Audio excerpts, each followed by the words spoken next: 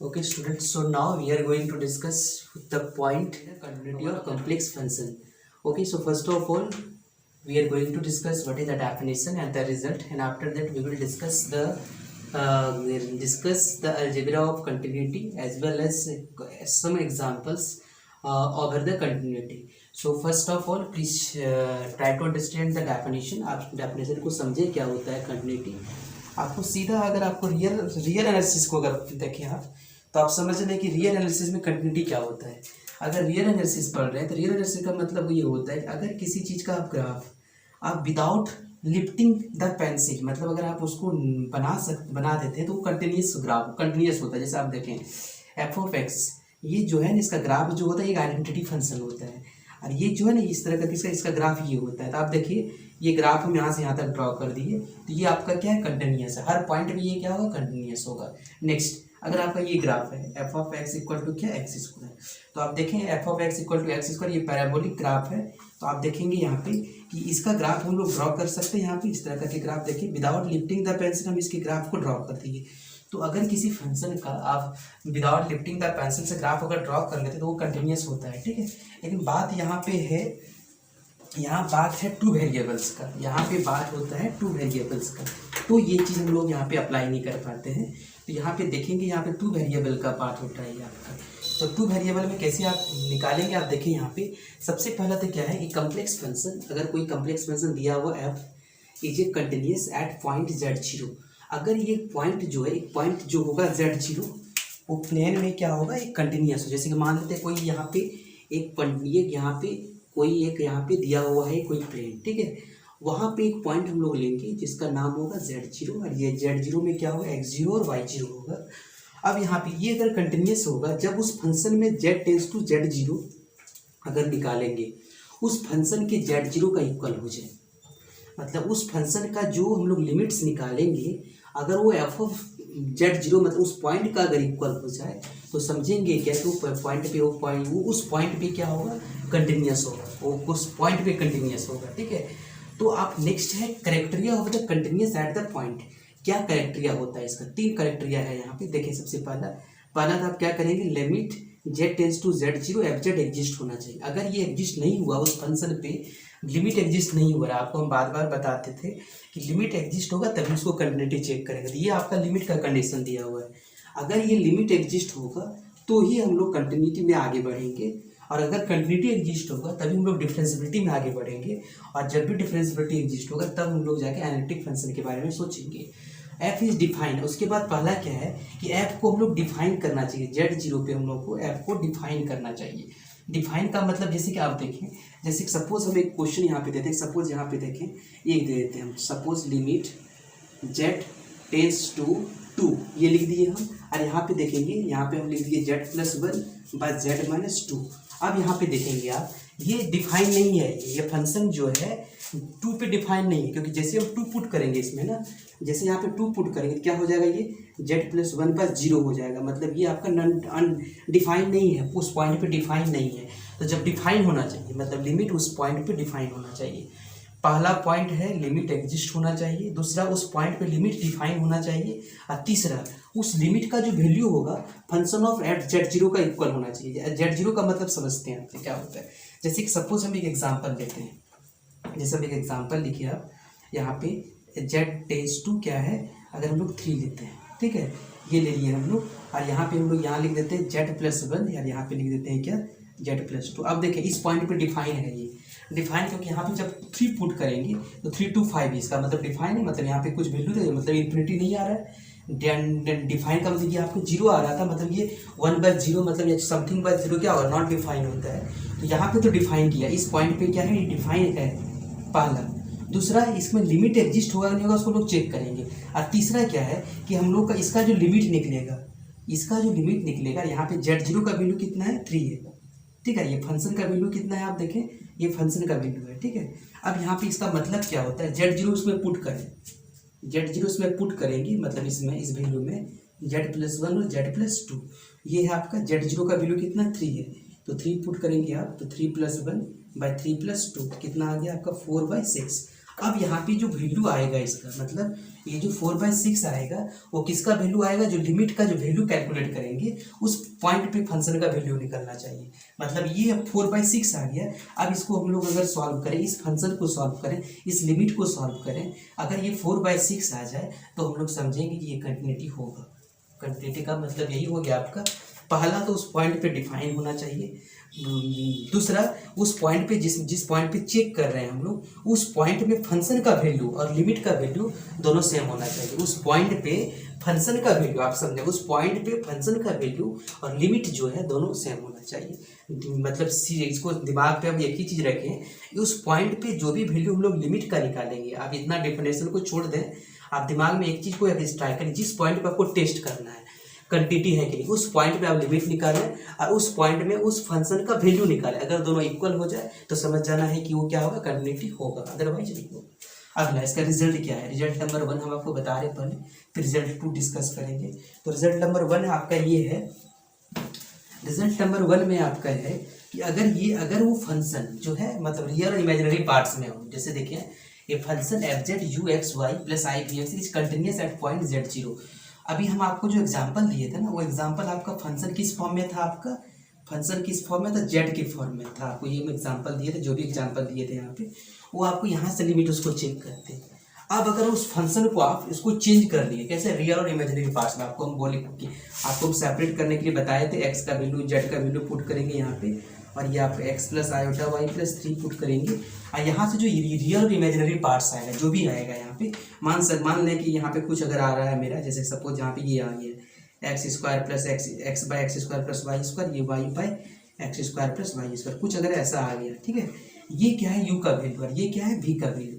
अगर u का value में लिमिट एग्जिस्ट हो, मतलब ये u कंटिन्यूअस हो और v भी कंटिन्यूअस हो उस पॉइंट पे, तो समझेंगे क्या कि जो फंक्शन होगा वो क्या होगा, कंटिन्यूटी होगा। मतलब ये आपका जो रियल पार्ट और इमेजिनरी पार्ट्स को कंटिन्यूटी होना चाहिए। कंटिन्यूटी का मतलब ये हो गया कि इसमें जो लिमिट, जो पॉइंट हम लोग टेस्ट कर रहे हैं, उस पॉइंट का लिमिट निकालेंगे और उस पॉइंट का क्या निकालेंगे, फंक्शन का वैल्यू निकालेंगे। अगर दोनों सेम हो जाए तो क्या होगा, वो कंटिन्यूटी होगा, अदरवाइज कंटिन्यूटी नहीं होगा। मतलब आपको 2 कंडीशन बताए, जब z वाला दिया हो फंक्शन, या जब आपका in terms of x y आपका दिया हो, तो दोनों तरह से आप चेक करेंगे।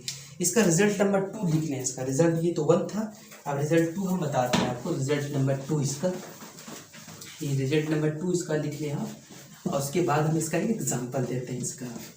तो रिजल्ट नंबर 2 ये है कि अगर 2 फंक्शन अगर कंटिन्यूअस है, उसका एडिशन, सब्ट्रैक्शन, मल्टीप्लिकेशन, डिविजन सारा जो होगा आपका वो कंटिन्यूटी होगा। जैसे f and g are 2 continuous function, 2 ये रिजल्ट नंबर 2 है, आर 2 कंटिन्यूअस फंक्शन।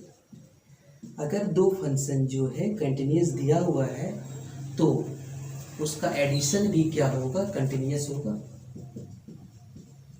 उसका मल्टीप्लिकेशन भी कंटिन्यूअस होगा, सब्ट्रैक्शन भी कंटिन्यूअस होगा,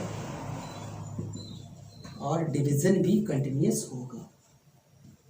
डिवीजन भी कंटिन्यूअस होगा, वेदर g जो है 0 नहीं होना चाहिए, g 0 नहीं होना चाहिए। ये इसका रिजल्ट नंबर 2 है। मतलब अगर कोई फंक्शन कंटिन्यूअस है तो उसका 2 फंक्शन अगर कंटिन्यूअस है, जैसे कि मान लेते हैं एक फंक्शन हम यहाँ पे लेते हैं, जैसे f(z) को हम लेते हैं z, ठीक है, और दूसरा फंक्शन को हम लोग ले लेते हैं, या कोई भी कंटिन्यूअस, कोई भी इसमें z का वैल्यू कुछ भी ले लें हम लोग यहाँ पे, और दूसरा हम लोग gz, ठीक है, इसको हम लोग लेते हैं z²। ये दोनों का वैल्यू जो है आप, ये पूरे में कंटिन्यूअस होता है, ये पूरे कंटिन्यूअस, मतलब ये पूरे इसका जो कंटिन्यूअस मतलब z0 जो होता है, ये आपको हम लिखा देंगे रिजल्ट, ये पूरा कम्प्लेक्स नंबर पे ही होता है। मतलब कोई भी कम्प्लेक्स नंबर का वैल्यू है सारा में ये कंटिन्यूअस होता है, ये भी आपका पूरे में शो होता है, कंटिन्यूअस होता है पूरे में। अब इसको आप ऐड करेंगे, मतलब ये f(z) + gz कितना होगा बताइए, ये z² प्लस क्या है z, ये आपका कंटिन्यूअस है। अगला f(z) × gz, ये आपका मल्टीप्लाई करें इसको तो क्या होगा, z3, ये भी कंटिन्यूअस है। अगर इसको आप सब्सट्रैक्ट करेंगे तो z² - z, ये भी आपका कंटिन्यूअस है। और अगर आप इसको डिवाइड करेंगे f(z)/gz, तो आपका ये क्या होगा, z² z होगा, तो ये कट के आपका z होगा, ये भी आपका ये कंटिन्यूअस है। तो ये रिजल्ट है आपका, ठीक है। ये चीज़ आप समझेंगे कि ये आपको मैं एक एग्जांपल बताया कि एग्जांपल देगा आपको ये कैसे कंटिन्यूस है। हम आपको लास्ट में दिखा देंगे इसका रिजल्ट कि कौन फंक्शन कहाँ पे जाके कंटिन्यूस होता है, उसको आपको याद रखना पड़ेगा। और अगर आपको दिया जाए कि जैसे जेड स्क्वायर प्लस जेड ये कंटिन्यूस है, कहीं पर पॉइंट कुछ भी दे दे, आपको मान लेते हैं जेड जीरो का वैल्यू ये दे दिया 4 + 3 आयोटा, इसमें आपको टेंशन नहीं लेना है, ये आपका कंटिन्यू कोई भी पॉइंट पे कंटिन्यूस होता है, ठीक है। तो आप इस चीज़ को लिख लें, रिजल्ट नंबर 1, रिजल्ट नंबर 2। अब हम इसके एक एग्जाम्पल देते हैं आपको कंटिन्यूटी को, हम लोग चेक करेंगे कंटिन्यूस है कि नहीं है। तो सबसे पहले तो आप ये चेक करें कि ये जो है एक आपका ये एक आपका एफजेड का है, ये फंक्शन हम बना दिए, ये एफजेड है पूरा, ठीक है। ये एक पॉइंट है Z0, ठीक है, ये आपका आयोटा बी है। आपको हम बताए थे कि जब आपका limit z tends to Z0 और f of z equals to क्या होना चाहिए, f ऑफ Z0 होना चाहिए, तो यहाँ पे कंटिन्यूस होगा, ठीक है। तो सबसे पहले 1 बाय 1 करके हम लोग डिस्कस करते हैं यहाँ पे।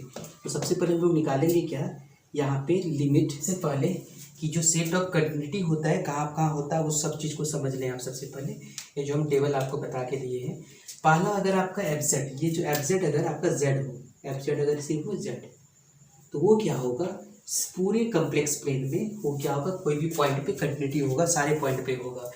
जेड पे पावर n, जेड का कुछ भी पावर हो, जेड पे पावर 4, 7, 8 जो भी होगा वो भी आपका पूरे में कंटिन्यूटी होगा। नेक्स्ट 1 बाय जेड, ये भी आपका क्या होगा, सिर्फ जीरो छोड़ के, आप इसको ऐसा भी समझ सकते हैं सी स्टार, ठीक है। इसका मतलब ये होगा कि जीरो छोड़ के सारे में कंटिन्यूटी होगा। P Z by Q Z, ये आपका सिर्फ ये पॉइंट छोड़ेगा, मतलब क्यू जेड जो जीरो लेगा उसको छोड़ के पूरे में होगा, ठीक है। साइन जेड कॉस जेड पूरे में होगा। ई पी पावर जेड का कंजुगेट ये आपका पूरे में होगा।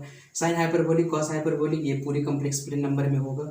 Sine hyperbolic conjugate cos hyperbolic conjugate पूरे में होगा। ये sine hyperbolic of Z conjugate cos ये भी पूरा होगा, जेड कंजुगेट ये भी पूरा होगा।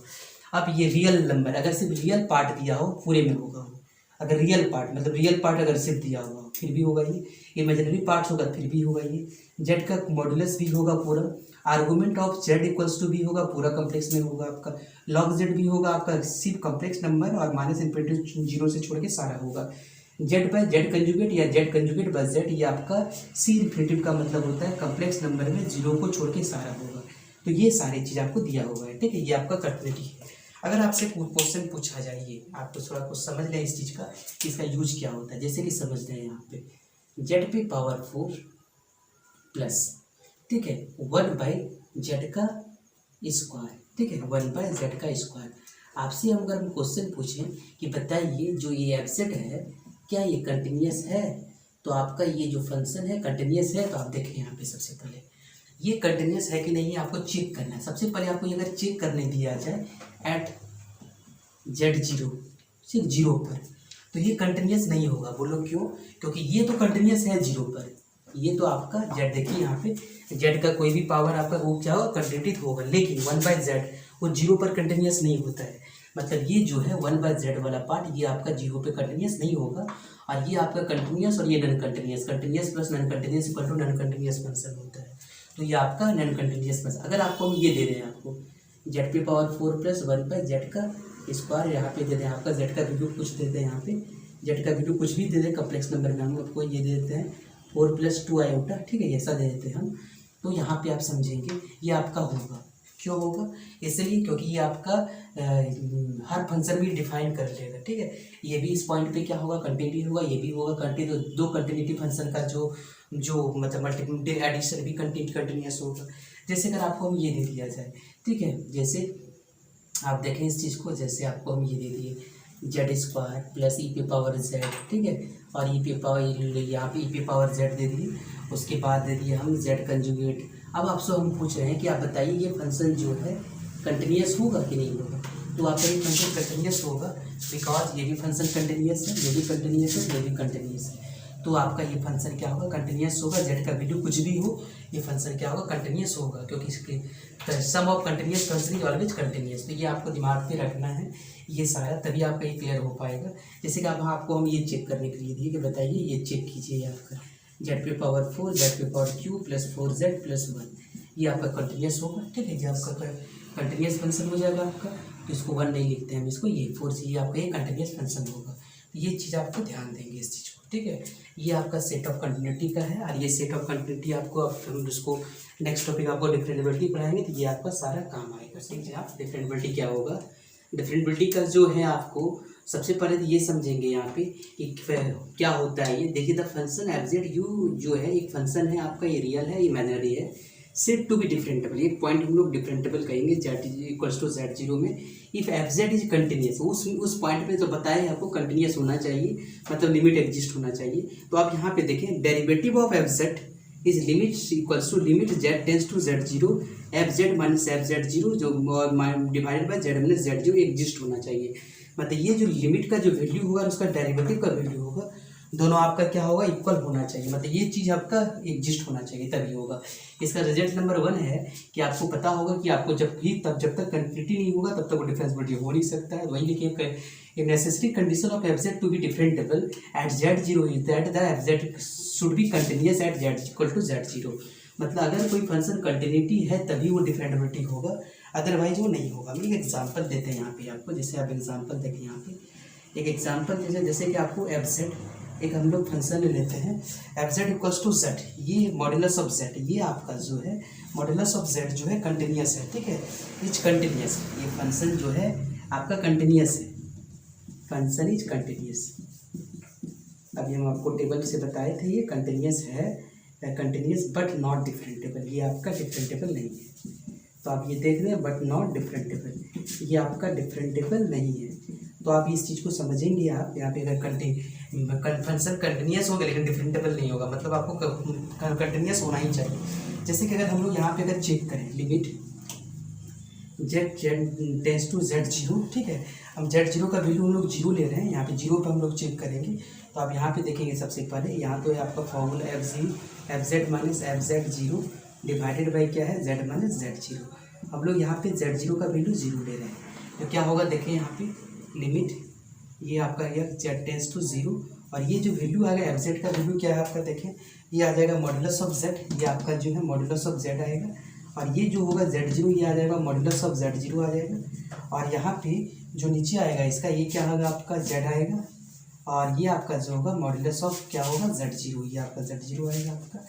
तो यहाँ पे समझे जेड जीरो का वैल्यू अगर पुट करेंगे तो जेड जीरो का पुट करेंगे क्या होगा आपका, देखें यहाँ पे जेड जीरो का वैल्यू जीरो पुट करेंगे तो ये आपका आ जाएगा क्या, modulus of Z minus zero divided by Z.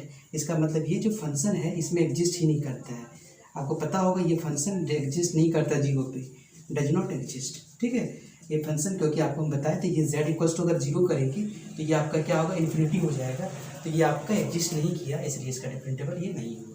तो आप इस चीज़ को ध्यान देंगे कि अगर कोई फंक्शन जो है कंटिन्यूटी है तो डिफरेंशिएबिलिटी हो भी सकता नहीं भी हो सकता, लेकिन अगर कोई डिफरेंशिएबिलिटी है तो कंटिन्यूटी एकदम होगा ही होगा, ठीक है, इस चीज़ को आप ध्यान देंगे आप। अब इसका कुछ हम रिजल्ट और नेसेसरी या सफिशिएंट कंडीशन इसका हम लोग करते हैं। डिफरेंशिएबिलिटी का नेसेसरी कंडीशन क्या होता है और सफिशिएंट कंडीशन क्या होता है, ठीक है। नेसेसरी कंडीशन में इसका CRE मतलब कोची-रीमान इक्वेशन से यहाँ पे आ जाएगा आपका, और डिफरेंशिएबिलिटी में पार्शियल डेरिवेटिव इसका एग्जिस्ट होगा। तो अब दोनों के बारे में हमें देखिए, डिफरेंशिएबिलिटी का पर्याप्त समझ लें। डिफरेंशिएबिलिटी जो है दो कंडीशन, इसका एक नेसेसरी कंडीशन होता है, नेसेसरी का मतलब होता है कि आपका वो एकदम चाहिए ही चाहिए, और सफिशिएंट का मतलब होता है कि सफिशिएंट आपको पता होगा, जैसे आप हम आपके लिए 10 रुपया सफिशिएंट है और आपको 10 रुपया चाहिए, दोनों का मीनिंग आपका समझना अलग अलग होता है।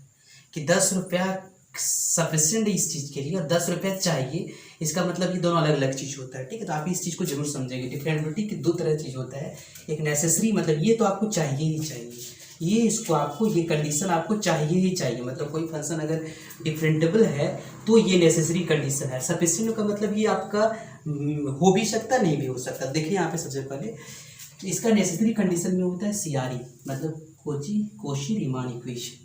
यहाँ पे आपको पता होगा कोशी-रीमान इक्वेशन जो होता है एक आपका कार्टेशियन फॉर्म में होता है, आपको ये जो कार्टेशियन फॉर्म में बताए, और जब आपका कोऑर्डिनेट पोलर फॉर्म में होगा तो पोलर फॉर्म में इसको लिखें। इफ ये function F Z U X Y plus I V X Y Z differentiable at point Z equals to X plus I Y in the first order partial, तब यहाँ पे क्या होगा, and then first order partial derivative exist होना चाहिए। कैसा exist होना चाहिए कि यू एक्स जो है और भी वाई का इक्वल होना चाहिए और यू आई जो होगा माइनस भी एक्स का इक्वल होना चाहिए। ये इसी को हम लोग कहते हैं कोशी-रीमान इक्वेशन। ये आपका सेटिस्फाई होना चाहिए ही चाहिए, ठीक है। इसका मतलब जो भी डिफरेंटेबल फंक्शन होगा, आपको एक चीज़ हमेशा नेसेसरी का मतलब ये हो गया आपका कि जो भी डिफरेंटेबल फंक्शन है, जो भी है डिफरेंटेबल फंक्शन, वो हमेशा CRE सेटिस्फाई करेगा। ये हमेशा याद रखें, ये नेसेसरी कंडीशन है, ठीक है। जो भी डिफरेंटेबल फंक्शन होगा वो CRE को सेटिस्फाई करेगा। लेकिन अगर कोई फंक्शन CRE है तो वो आपका ऐसा नहीं कि इम्प्लाई नहीं करेगा कि वो फंक्शन क्या है, डिफरेंटेबल है। ये चीज़ हमेशा आप ध्यान देंगे, ठीक है। अगर कोई फंक्शन कोशी-रीमान इक्वेशन को सेटिस्फाई कर दिया तो आप ये नहीं समझें कि वो डिफरेंटेबल भी होगा। लेकिन अगर कोई फंक्शन डिफरेंटेबल है तो आपका वो कोशी-रीमान इक्वेशन सेटिस्फाई करेगा। आपको कोशी-रीमान इक्वेशन अगर सेटिस्फाई कराना है तो इसका मतलब आपको क्या करना पड़ेगा, वो अगर फंक्शन को आप डिफरेंटेबल चेक कर लिए कि वो फंक्शन उस पॉइंट पे डिफरेंटेबल है तो आप समझ जाइए वो CRE हो, ठीक है, कोशी-रीमान इक्वेशन होगा। आप वही है कोशी-रीमान इक्वेशन को समझिए है ux equal to V Y और U I equal to minus B X. इससे आप उसको चेक कर सकते हैं, ठीक है। मतलब आपको सबसे पहले जो फंक्शन होगा आप x के रिस्पेक्ट u को x के y के रिस्पेक्ट में करेंगे, फिर v को x और y के रिस्पेक्ट में करेंगे और दोनों को आप देखेंगे कंडीशन सेटिस्फाई कर रहा है नहीं कर रहा है। अगर वो value of z equals to r theta के फॉर्म में हो, यानी फॉलर फॉर्म में हो, ठीक है। अगर फॉलर फॉर्म का मतलब इस तरह के फॉर्म में हो, जैसे कि आर का वैल्यू हम लोग लिख देते हैं, कुछ भी लिख देते हैं यहाँ पे। जैसे पोलर फॉर्म का मतलब ये होता है जैसे 4 और 10 इनवर्स 5/7 इस तरह का होता है, ठीक है। अगर पोलर फॉर्म में हो, एक्स और वाई के फॉर्म में हो, तो यहाँ पे इस तरह करके आपको उसका सेटिस्फाई करेंगे कि delta u by delta r equals to 1/r into delta v by delta theta होना चाहिए और delta v by delta r equals to क्या होना चाहिए, 1/r into delta u by delta theta. ये आपका पोलर फॉर्म का होता है। अब सफिशिएंट कंडीशन देखें यहाँ पे, इसका सफिशिएंट कंडीशन क्या होता है कि एग्जैक्ट जो है ये आपका जो है डिफरेंटेबल होगा जब आपका क्या होना चाहिए, सारा partial derivative ux uy vy सारा एग्जिस्ट होना चाहिए उस पॉइंट पे, पहला। दूसरा, वो सारा पॉइंट जो है ux y vy सारा कंटिन्यूस होना चाहिए और तीसरा है कि एग्जैक्ट जो होना चाहिए सेटिस्फाई करना चाहिए कोशी-रीमान इक्वेशन को, तो आपका यहाँ पे डिफरेंटेबल वो होगा। तो हम यहाँ पे कुछ रिजल्ट भी कर लेते हैं इसका और कुछ इसका क्वेश्चन भी कर देते हैं। देखिए इसका कुछ रिजल्ट भी हम